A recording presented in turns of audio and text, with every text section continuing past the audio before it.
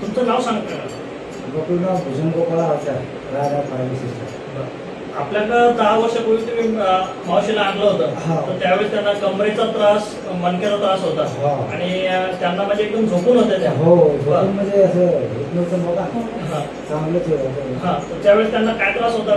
कमरेला ठणक होती, पुन्हा पायाला बी ठणक होती. तिला चालता येत नव्हतं गॅप पडल्यामुळे. चालता येत नव्हतं.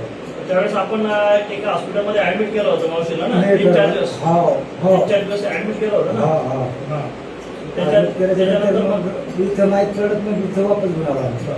इथं वापस आणल्याच्या नंतर आम्हाला एका दिवसात गुणपडामध्ये आल्याबरोबरच असणार गुणपडा. त्यावेळेस आपण 3 ते 4 दिवस आजीला ट्रीटमेंट दिली. आज त्या गोष्टीला किती वर्ष झाले? 10 वर्ष झाली. 10 वर्ष कम्प्लीट झाले. तेव्हापासून मावशीला काही त्रास झाला? काहीच नाही. पुढे दवाखाना करायचं काम पडलं नाही. त्यावेळेस तुम्हाला ऑपरेशन पण सांगितलं होतं? ऑपरेशन सांगितलं. त्याच्यानंतर ऑपरेशन करायचं काम पडलं? नाही, ऑपरेशनचं कामच नाही. आज कम्प्लीट 10 वर्ष झाले. 10 वर्षाच्या नंतर आम्ही आपल्या दवाखान्यात आज आले ना भेटायला.